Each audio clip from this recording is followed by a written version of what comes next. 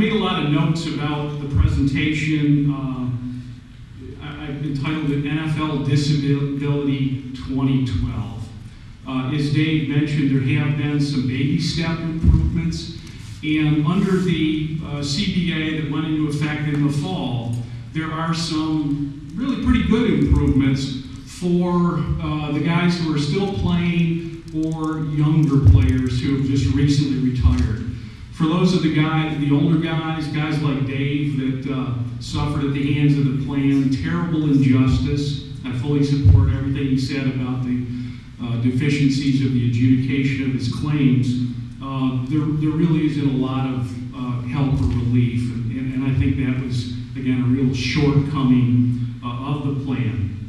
But I want to talk, I'm going to hit several different disability topics. I'll talk a little bit about some of the things that are in the new CBA regarding disability, and give you my thoughts on them. The biggest improvement, perhaps, is that now a player does not need to show that his disability is football related. So I've had a few clients in the past few months who have retired within the last 5 to 10 years, and they've been able to get the full disability benefit, even though they have medical problems that are not necessarily football related. Yet I'm still litigating a couple of cases over the issue of whether or not the player's disability is football related, including that of Jimmy Giles. That's now scheduled for oral argument in federal court in Maryland at the end of May. While this is an improvement for these guys, and they won't need to show that their total disability is from football, my thoughts on it, having dealt so closely with this for the past few years, is that the main reason for that is the league, in conjunction with the PA, really kind of wants to hide the connection between football and becoming disabled. And I think that's been the problem all along. I don't really think it was so much a matter of they didn't want to pay the players. Obviously the money can be pretty good, but I think it was more they didn't want to have to admit how many guys became totally disabled by playing the game of football. And why is that? In my thoughts, it's because I don't think the NFL wants Congress or the Department of Labor to come in and start writing rules of football. Those are my thoughts. One of the other improvements that does affect guys who are currently on disability, I call it a bit of a booby trap. They now will let a player who's on total and permanent disability earn up to $30,000 per year without jeopardizing your benefits. And that's great. And there's some guys that might get some money for appearances, speeches, card signings, whatever, and I think that's great for those guys. But where I see the trap is that most, but not all guys who are on total and permanent with the league are receiving their Social Security disability benefits. Social Security's limitation on earnings is no more than $12,000 a year. And I don't have to tell you, you can see now how many guys are going to screw that up. And what will then happen, here's the scenario I see, is a guy, first of all, the IRS and Social Security talk to each other. So if you earn any money that's reported to the IRS, file a tax return, have a 1099, W-2, whatever, that information is given to Social Security. And if you're on disability, it raises up and they will start looking at it.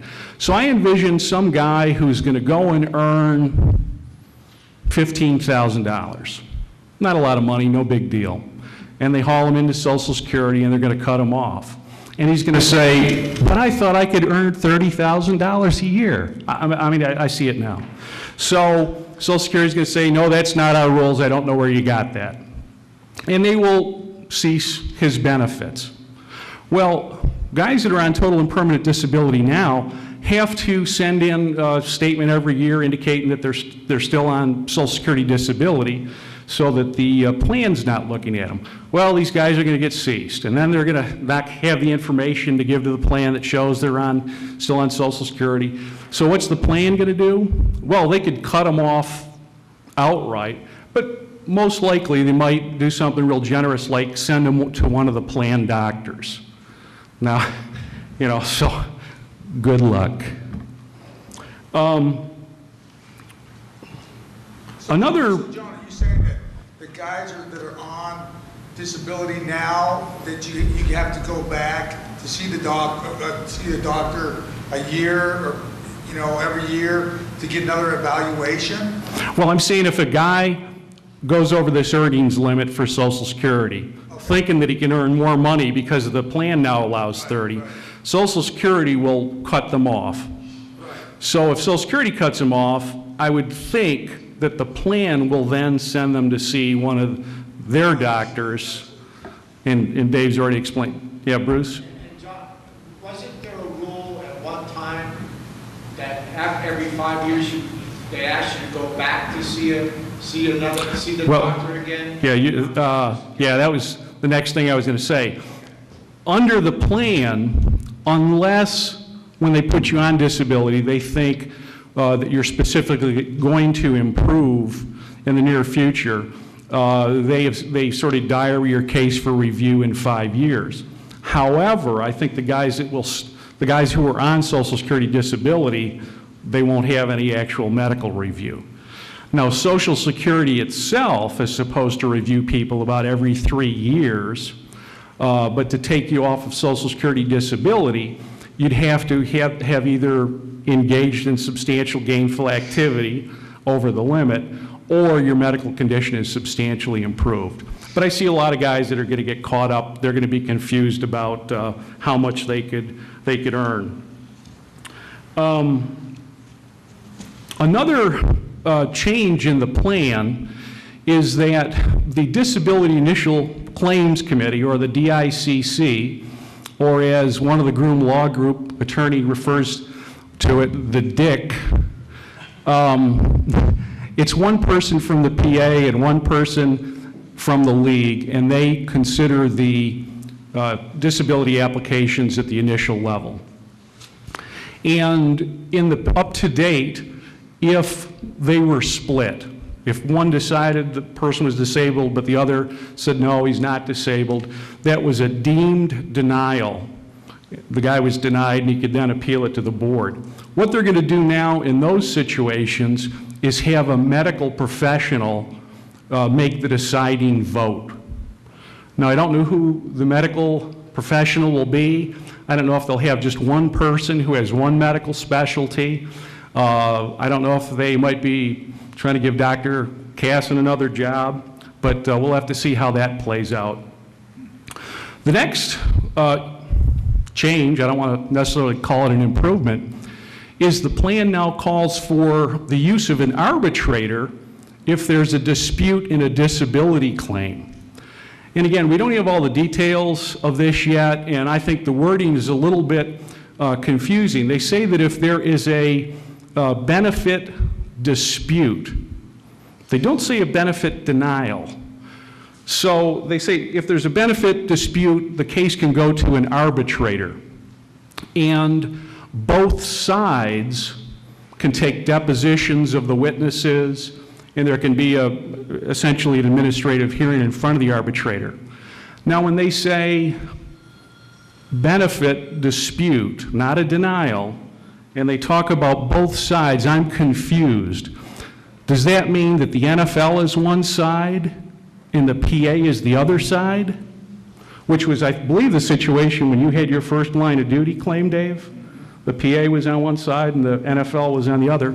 Or do they mean that the two parties are the plan versus the player and his attorney? I don't know. Players will still have the right, though, to file in federal court under ERISA.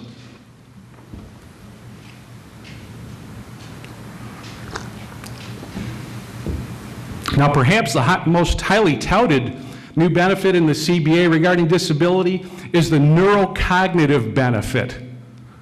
I remember Brent Boyd calling me when he heard about this, and he was so excited. He thought this was something he might be able to take advantage of. Well, he can't. Dave can't. Bruce can't. George Visker can't. And why is that? Well, I'll tell you, here's what the qualifications are. Number one, you got to be vested. That rules George out. You have to be not on retirement benefits. That would rule out a lot of you guys.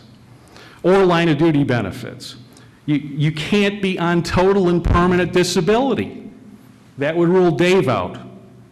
You need to be under 55 years old. And since Bruce just turned 56, he'd be out of luck. And the other requirement of this is that you sign a waiver releasing, that you will not sue the NFL or anybody else regarding your cognitive problems. Now, I spoke at a seminar, sports law seminar in California last fall, and I was on the same panel with D. Smith, and when I got up to give my talk, I asked him a question about this benefit. I said, I do not know who could take advantage of this benefit.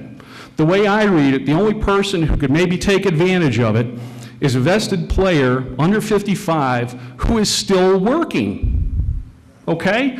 But you've got to have a mild or more severe cognitive deficit to get this. So how could you be continuing to work with that kind of a deficit?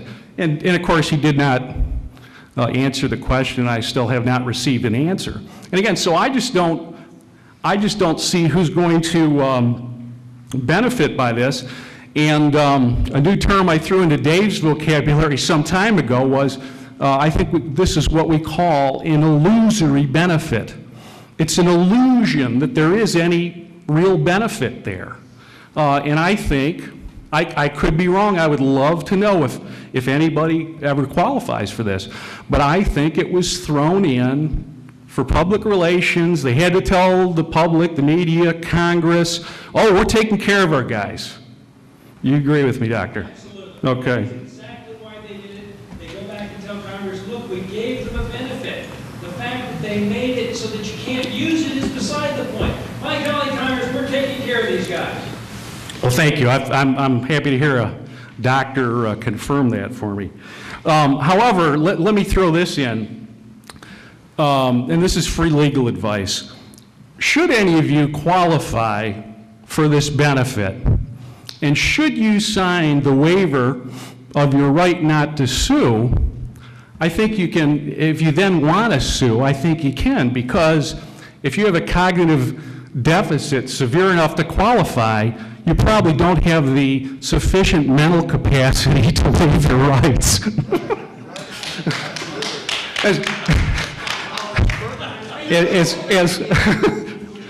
Okay, all right.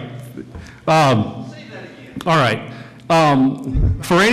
Think about it. So for any of you, and it also fits in with the fact that it is an illusory benefit. If any of you do go ahead and you are qualified for this benefit, you want the money, take it, you sign the waiver, I think you can get around that very easily, because to properly waive your rights, you've got to have sufficient mental capacity, sufficient cognitive capacity. So if you've got a cognitive impairment severe enough to qualify, you kind of don't have the capacity to, as my brother Bruce and I, he told you yesterday, we say this frequently, you can't make this shit up.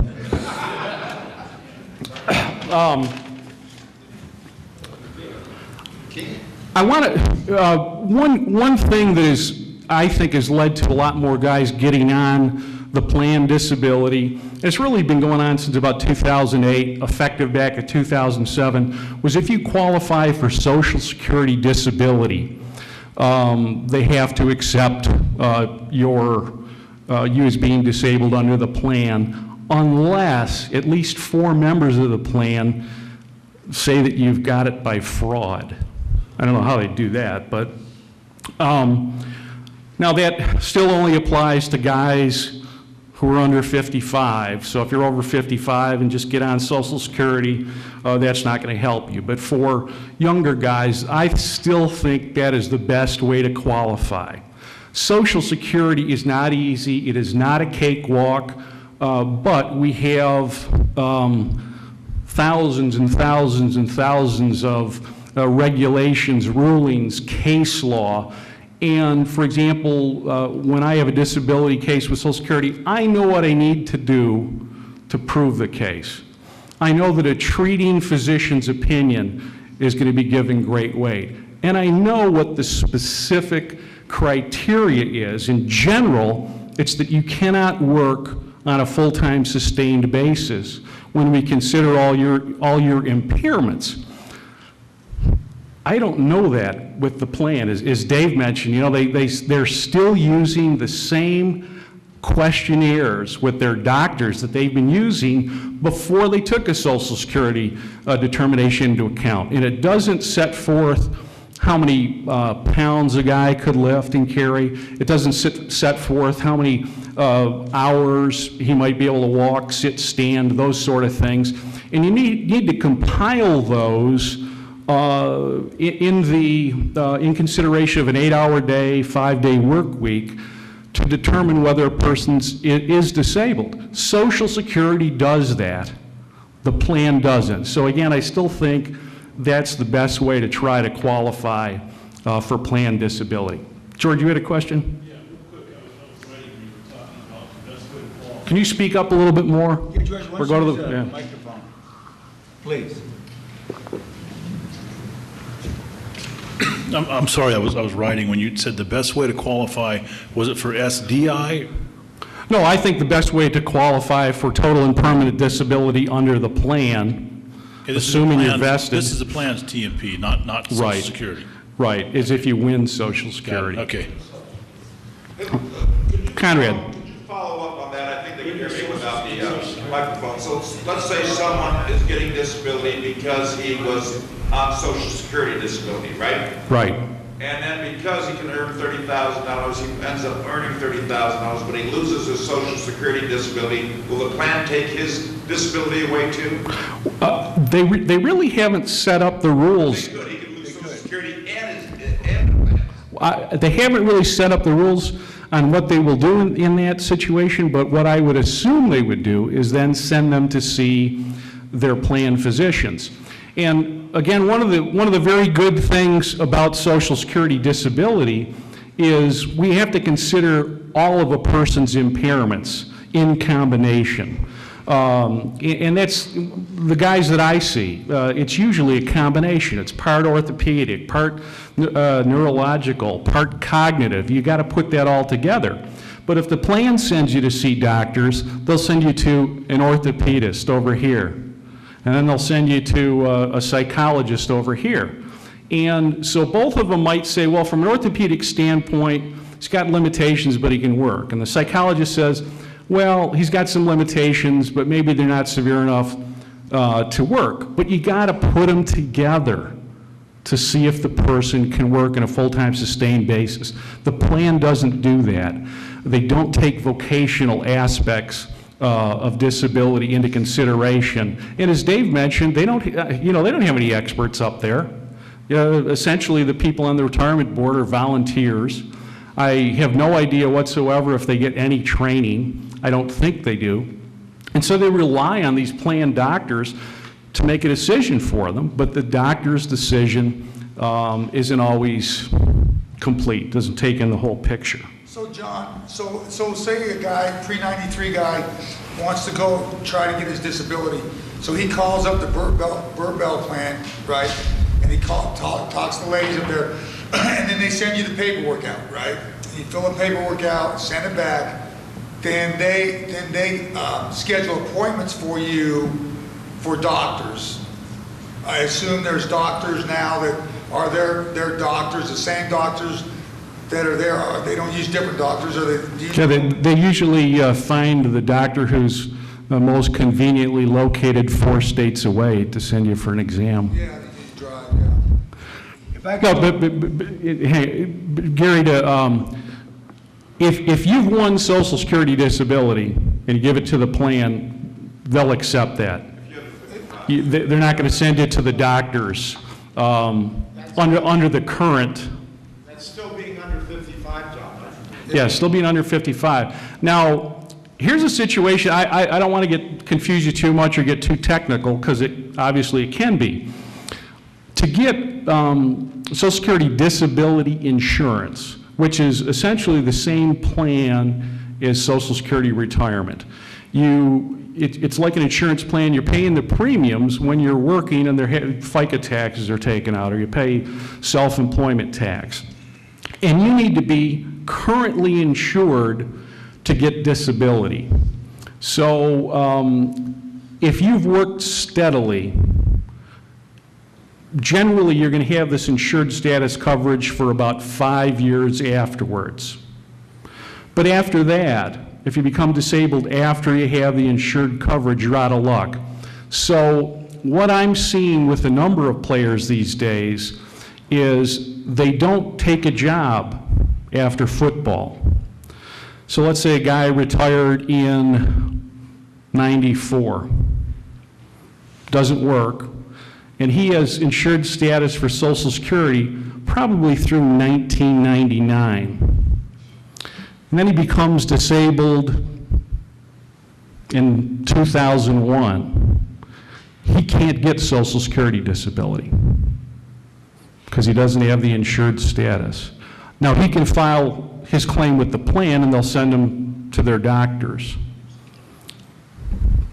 It's interesting. Hope I didn't lose you all there.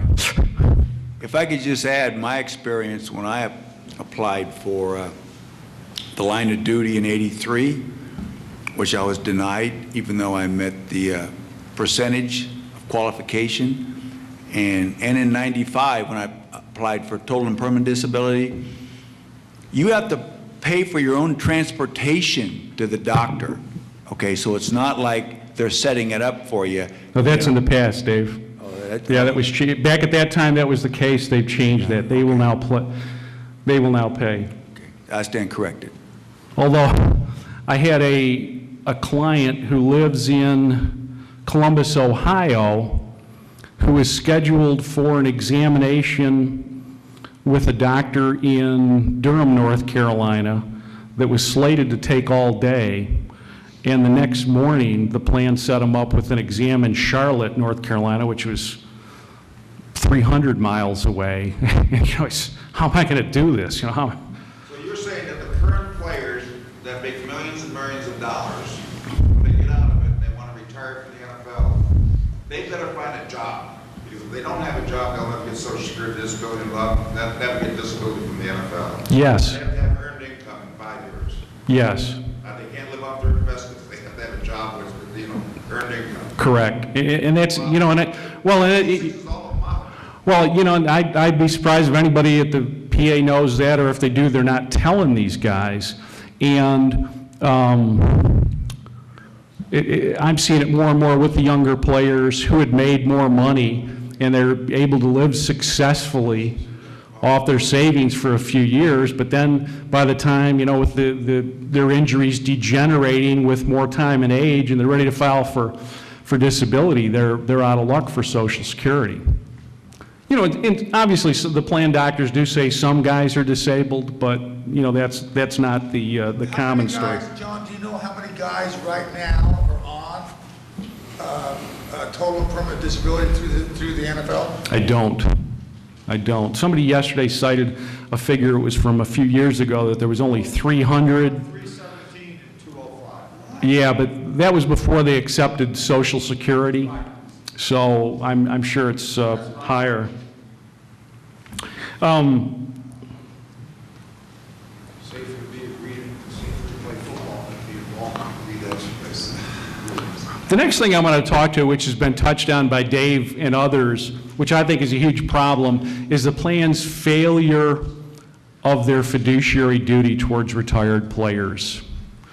They have a duty of skill and care in the handling of their disability claims. I think they're woefully inadequate in that regard. And at the application level, the administrative level, when a guy files a claim with the plan, or if that's denied and he files with the board is not supposed to be your adversary. They're supposed to treat you in a fiduciary capacity. And in simpler terms, they're not supposed to give away the candy store. They're not supposed to put you on disability because you got a couple of chronic sprained ankles. But they are supposed to thoroughly look at your case and do what they can to assist you where they need to and help you perfect your case. They just don't do that. And I have to say that I've been particularly surprised, disappointed, and frustrated that the PA isn't more of an advocate for the players on the disability plan. Dave has told stories, Conrad's told stories of being discouraged by PA officials or benefit employees when they were trying to file a claim or their claim was denied. That's just wrong. They should be doing what they can to help you, to advise you of your rights, etc. I've had 2 cases recently where the players applied for disability, and quite foolishly, but due to their pride, and you guys have great pride and it's well deserved, they foolishly put on their application that they were employed. And neither one was. Now the plan allows certain employment situations. This is before the $30,000. For example, they allow benevolent employment. They allow employment with a family business or charity. And one of these guys, I think he owned a single rental house and derived monthly income from that, and he put that down as a job. Well, the plan turned both of these guys down out of hand. You're working, you're employed, you're not going to get any, you're not disabled. Tremendous failure of fiduciary duty on their part.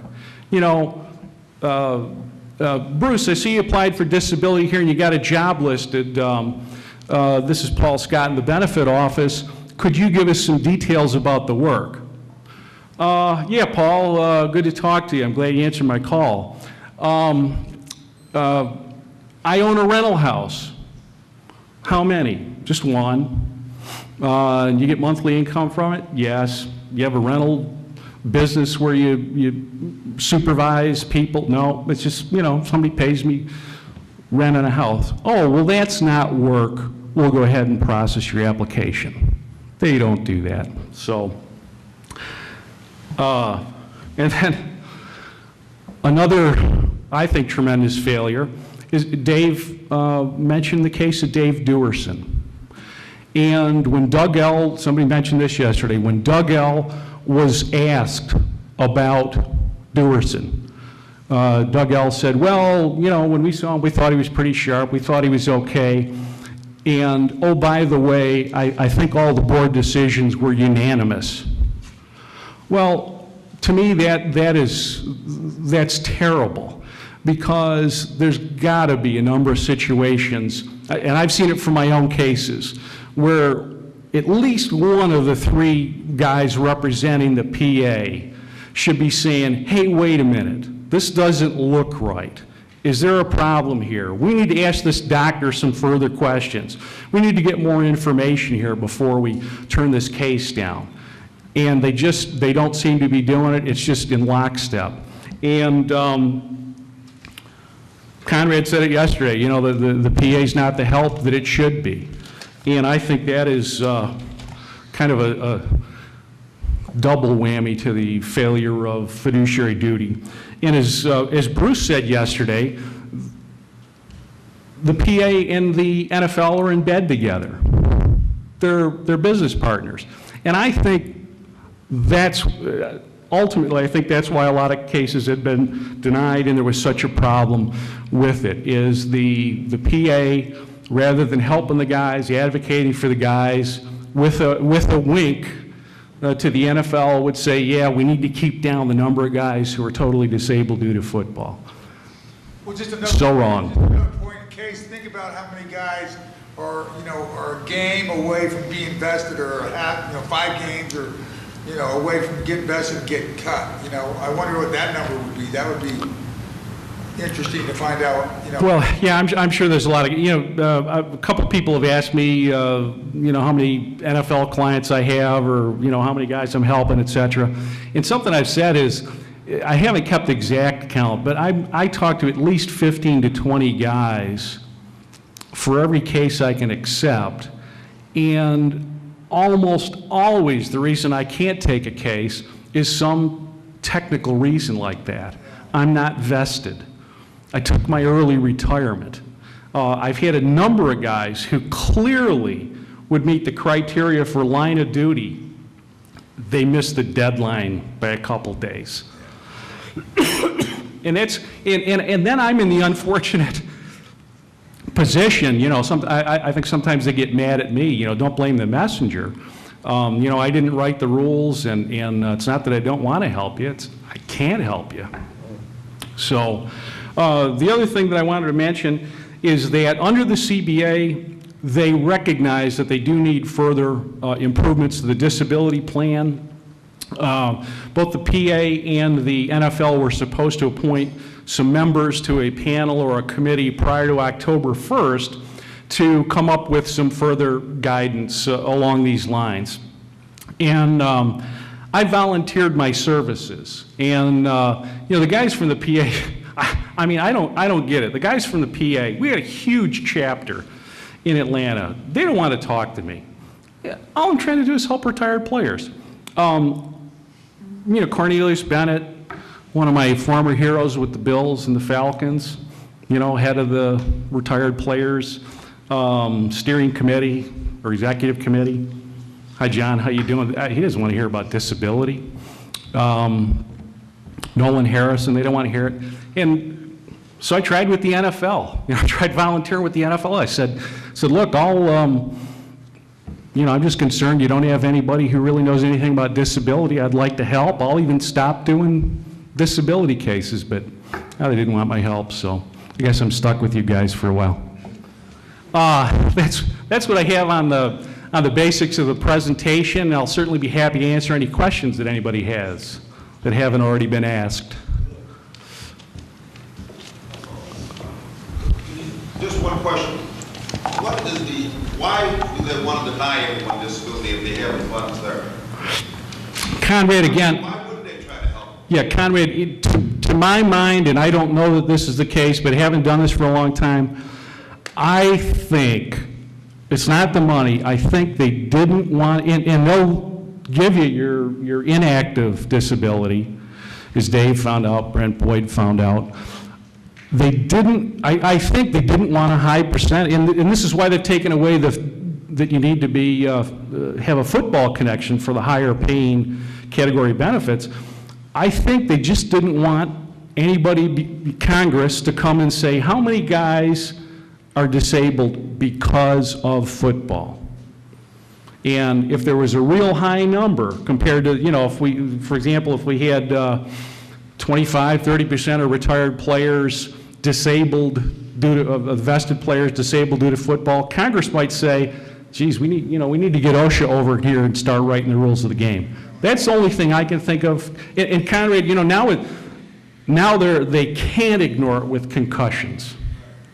And on concussions, if they had treated you guys right on the disability plan and perhaps continuing health benefits for your football-related problems, they wouldn't be facing the problem with these concussion lawsuits. Follow up with that. So you said, and I apologize, we figured out to get what I was going to say if I don't get it out. What? So you're basically saying that the players today, with this new program they have on, no matter how much money they make, if they don't go to work right after they retire from football, for 5 years, they will never be able to take advantage of Social Security. Social Security disability. But then they would never be able to get disability either. Well, no, they can go to the plan and go through the plan's doctors, which, I've always thought is a crapshoot. But also, if I could just say, if they can't take advantage of Social Security disability, that after you've been on Social Security disability for 2 years, you get Medicare, and that's pretty good health insurance. And if you don't qualify for Social Security disability, you don't get that either. And John, just to go back on that because of our work with you, and I just want to let everybody know that John Hogan and I met about 5 years ago, and he's been on the board of 4th and Goal, and he's worked very closely with Dave and Robert as well. And I think everybody needs to understand, and I know you lawyers do, and that's one of the reasons why. The most important thing in my work in talking about the league and the union and very intimate parts of both the league and the union, I know one thing, and I said it yesterday. It's all about business. And the other point is, the most important thing to the National Football League is that logo and that image. That image to them is what Roger Goodell is fighting for, before him Paul Tagliabue. They want to make sure why they came down on Greg Williams and all that, why they did. It was all about the image. They had to have that. So my point being, I believe John is right. I believe if the public would find out, which they probably really don't care about, let's be honest, they really don't care about it, but let's say everything went well with the disability system and it was a working machine that worked right.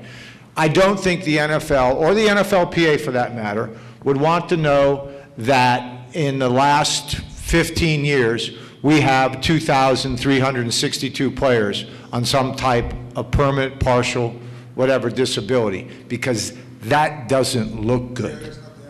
That's not the image. These men, big, strong, strapping guys, they play the game, they did it for the love of the game, and they're getting paid a lot of money. They don't want the NFL fan or the media to know what happens to this body that looks all well and good for years. And this is what I do in Baltimore. The Baltimore Colts is made up of a great group of guys. I try and bring as many early retirees into the room, and I set them up there and I introduce them to the makers of the game, starting with Artie Donovan. And I look at and I have the guys stand up and say, okay, how long did you play? What about this? And then go over how many new hips, new knees, new body parts, how do you feel now, give your age. Because I say to these young kids, doesn't matter, man, we all believed it. 45, I felt great. Here is what you're going to look like, and here is going to be what your life is like in 15, 20 years. Don't believe anything else. There it is. Here's all these guys. Artie Donovan played 13 years. Here, you know, and that's, again, in my humble opinion, I don't think the league ever wants that scene, because it gets to the nasty reality. It's not all beautiful. You know, doctors, let me just follow up on Bruce's comment and sort of throw a sideways pitch to Dave. We're all paying attention, whether we want to or not, about the presidential elections coming up. One of the single biggest issues is the economy, the budget, entitlements. As Dave mentioned, if you get on Social Security disability, you have Medicare. And that's where the real drain on the benefits is. If Dave would be kind enough or brave enough to tell us, I know he's had hundreds of thousands of dollars of surgeries paid for by the taxpayers that are no question stemming from his time in the NFL. Mm-hmm. Yeah, there's been articles put out recently, and it's a pretty much well-known fact that Medicare is going to be bankrupt in 5 years. And they say Social Security may last another 30 years, but the big drain is the cost for medical service. And I know in my case, like I said, I'd mentioned, you know, I spent $600,000 of my own money on football injuries, and that's about what I made, playing from 75 to 80. And so far, my Medicare bill was almost $300,000, but I had a hip replacement, total hip replacement 9 weeks ago, and that bill's about $75,000. So the problem is, this doesn't just end. It keeps going on and on and on. And what the NFL has done is besides not allowing disabled players access to their earned benefits, now they push it on to the taxpayers. So the guy going to work every day, breaking his back, he's putting a penny or two into paying my bill. Now, I paid into the system, but I didn't pay in $375,000. And at the end of the day, a couple more surgeries, all have passed to $500,000. So it's, you know, I don't think it's fair for the NFL to ask the taxpayers to pay their medical bills. Dr. Duncan? Thank you. One of the things that has struck me, just so you know, I used to be a licensed insurance agent in the state of California for disability and health. So I was involved in putting together some fairly large-sized plans for corporations. And what I've heard described here, I've done a lot of work with both bureaucracies and big businesses and health plans over the years, both in the government and in private sector. And what I'm hearing as the retirement plan is discussed, as the disability plan is discussed, is these were planned, you're discovering these various loopholes that were put into place and these various restrictions. Every one of those restrictions was likely purposefully examined when they put in the plan. Hey, we know that we'll cut out X number of people, it'll cost us X amount less. And you're correct, the image is vital to them. They are very concerned about the brain injuries now because less kids are playing football. If you have less kids playing football, it means that the pool in 10 years of new ball players coming up is going to be a lower quality of player because of how many people it takes playing high school ball to go on to college. How many people it takes college ball, let alone fans.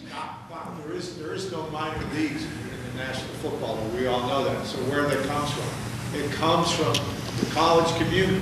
Correct. It started at Pop Warner, it goes to high school to college. And I can tell you, think of the money, the hundreds of millions they save, unlike baseball that have to develop single, triple, and double A teams and all that stuff. right. Just So, think about it. and when you're going to colleges, which are very politically powerful, that college is very politically powerful. And what is their number one generator of income? It's their college football team, right? I mean, so this is a big deal. And so this image is very important. One of the things that I would recommend is that you uniting with as many, having as large a pool as possible, come up with a remedy. The very worst meeting I ever had in Congress, my entire time there, was 6 women from India whose sons had died of AIDS and left them with grandchildren who had AIDS, and they wanted me to figure out a way to make their husbands, their daughters' husbands faithful to them. I could not come up with a remedy. The key, however, is this group could come up with a remedy that was, what would the plan be like if you could adopt an ideal plan, which is what you offered to help them do.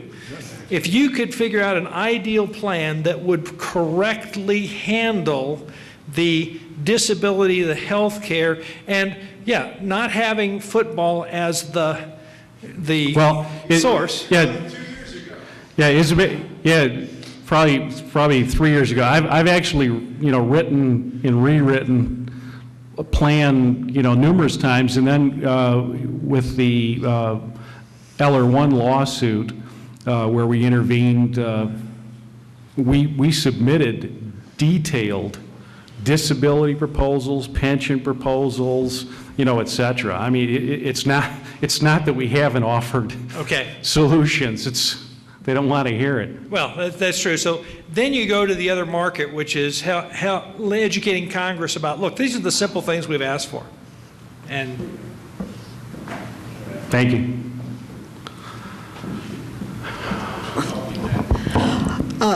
Again, I'm just, trying to ask this for clarification of, with the Screen Actors Guild, we actually have a disability health plan, and then we have an occupational disability health plan.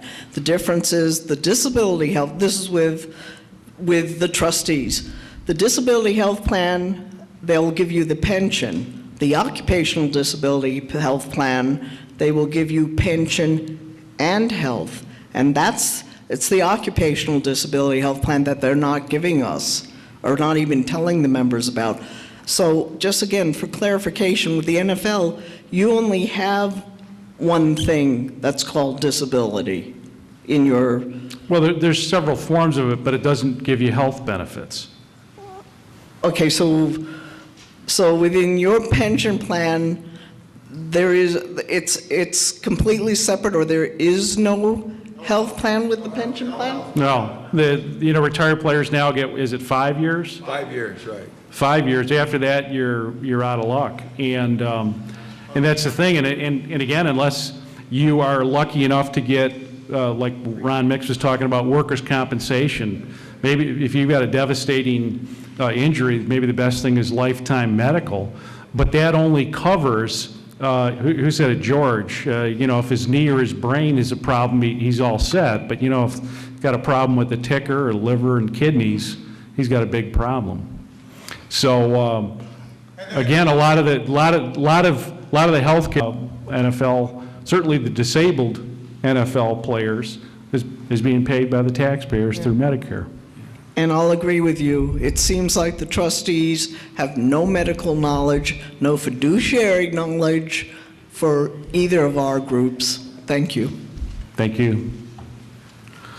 Isaiah? Yes, sir. Okay. First of all, I want to say thanks to all you guys for allowing me to stop by and just to reunite with some people that I have the utmost of love and respect for. I am a union man, and I feel that we have made a lot of progress. And I think that I just wanted to thank you. I think it's time I need to not be here because I work so hard in Dallas. We've given more money away to retired players than any other chapter. Ron Springs and some of the Tony Dorsett, some of the other guys that Robert Newhouse had a stroke. We are trying to get better. I do see some of the issues that I respect. I respect every guy in here. That's one of the reasons why I love the game of football.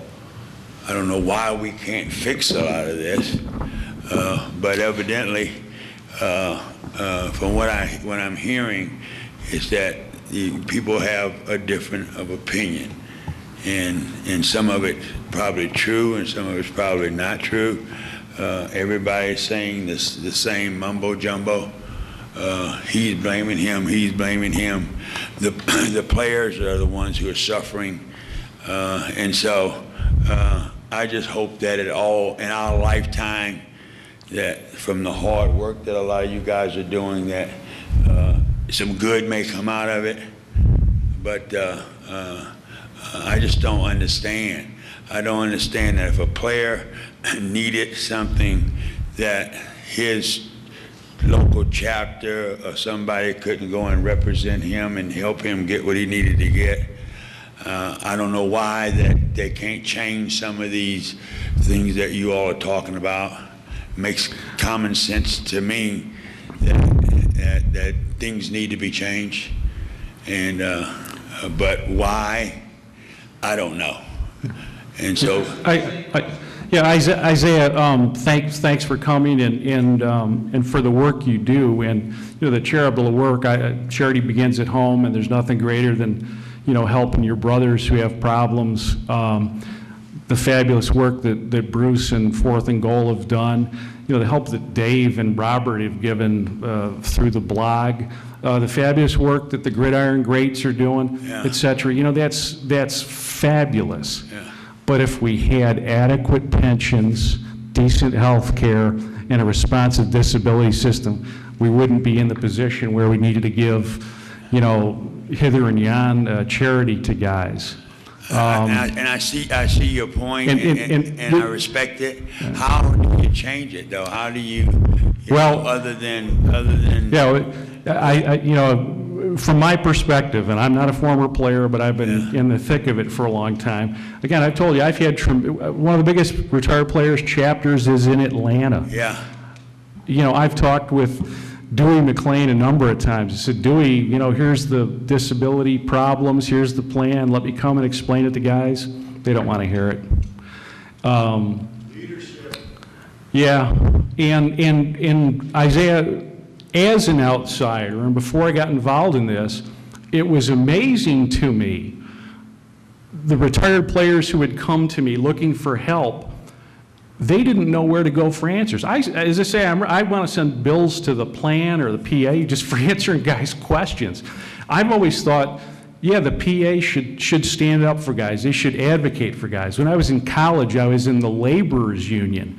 And, you know, if a guy got a DUI or a guy needed a divorce or a guy needed a loan, you go talk to your union steward. Yeah. You know, the brothers are families, but from what I've seen from the PA, they're just not helping the retired guys other than little charity here and there and socialization. Do you see that in other unions, other industries, where the former employees, retirees, get so little support from the union itself? I'm not a labor law expert,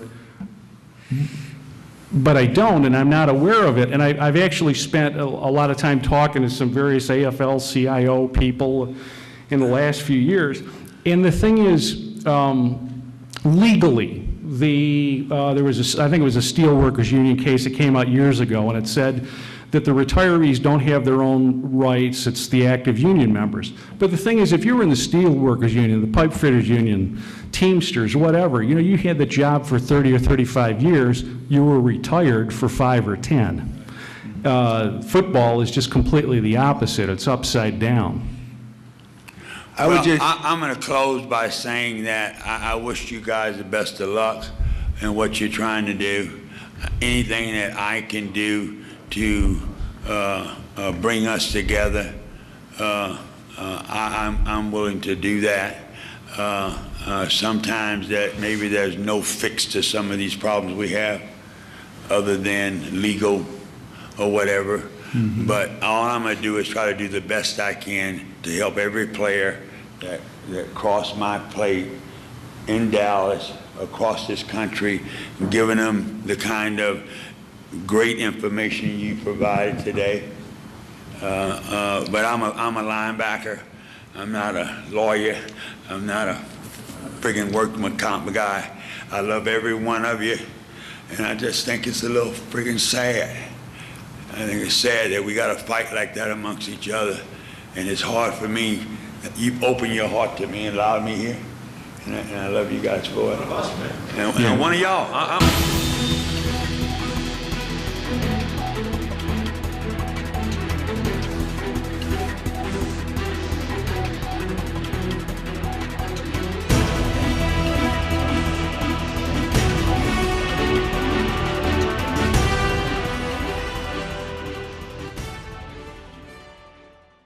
Past few months who have retired within the last 5 to 10 years, and they've been able to get the full disability benefit, even though they have medical problems that are not necessarily football related.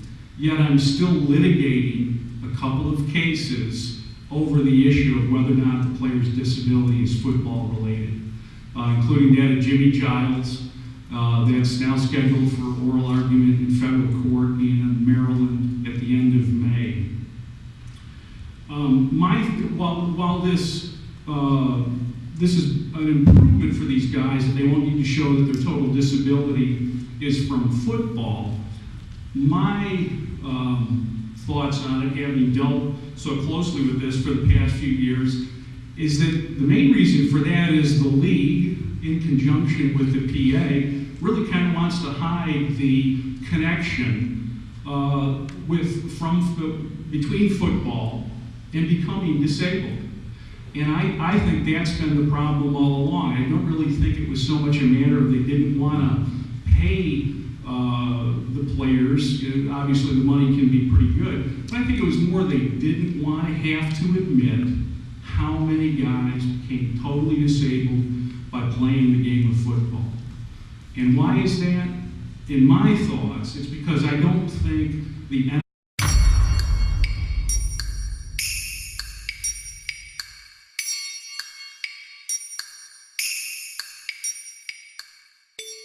I've made a lot of notes about the presentation. I've entitled it NFL Disability 2012. As Dave mentioned, there have been some baby step improvements, and under the CBA that went into effect in the fall, there are some really pretty good improvements for the guys who are still playing or younger players who have just recently retired. For those of the older guys like Dave that suffered at the hands of the plan, terrible injustice. I fully support everything he said about the deficiencies of the adjudication of his claims. There really isn't a lot of help or relief, and I think that was, again, a real shortcoming of the plan. But I want to talk, I'm going to hit several different disability topics. I'll talk a little bit about some of the things that are in the new CBA regarding disability, and give you my thoughts on them. The biggest improvement, perhaps, is that now a player does not need to show that his disability is football related. So I've had a few clients in the NFL want Congress or the Department of Labor to come in and start writing the rules of football. Those are my thoughts. One of the other improvements that does affect guys who are currently on disability, I call it a bit of a booby trap. They now will let a player who's on total and permanent disability earn up to $30,000 per year without jeopardizing your benefits. And that's great. And there's some guys that might get some money for appearances, speeches, card signings, whatever, and I think that's great for those guys. But where I see the trap is that most, but not all guys who are on total and permanent with the league are receiving their Social Security disability benefits. Social Security's limitation on earnings is no more than $12,000 a year. And I don't have to tell you, you can see now how many guys are going to screw that up. And what will then happen, here's the scenario I see, is a guy, first of all, the IRS and Social Security talk to each other. So if you earn any money that's reported to the IRS, file a tax return, have a 1099, W-2, whatever, that information is given to Social Security. And if you're on disability, it raises up and they will start looking at it. So I envision some guy who's going to go and earn $15,000. Not a lot of money, no big deal. And they haul him into Social Security and they're going to cut him off. And he's going to say, but I thought I could earn $30,000 a year. I mean, I see it now. So Social Security's going to say, no, that's not our rules. I don't know where you got that. And they will cease his benefits. Well, guys that are on total and permanent disability now have to send in a statement every year indicating that they're still on Social Security disability so that the plan's not looking at them. Well, these guys are going to get ceased, and then they're going to not have the information to give to the plan that shows they're still on Social Security. So what's the plan going to do? Well, they could cut them off outright, but most likely they might do something real generous like send them to one of the plan doctors. Now, so good luck. Another... So John, are you saying that the guys that are on disability now, that you have to go back to see the doctor a year or every year to get another evaluation? Well, I'm saying if a guy goes over this earnings limit for Social Security, thinking that he can earn more money because the plan now allows 30, Social Security will cut them off. So if Social Security cuts them off, I would think that the plan will then send them to see one of their doctors, and Dave's already explained. Yeah, Bruce? And John, wasn't there a rule at one time that after every 5 years, they asked you to go back to see the doctor again? Yeah, that was the next thing I was going to say. Under the plan, unless when they put you on disability, they think that you're specifically going to improve in the near future, they sort of diary your case for review in 5 years. However, I think the guys who are on Social Security disability, they won't have any actual medical review. Now, Social Security itself is supposed to review people about every 3 years, but to take you off of Social Security disability, you'd have to have either engaged in substantial gainful activity over the limit, or your medical condition is substantially improved. But I see a lot of guys that are going to get caught up. They're going to be confused about how much they could earn. Another change in the plan is that the Disability Initial Claims Committee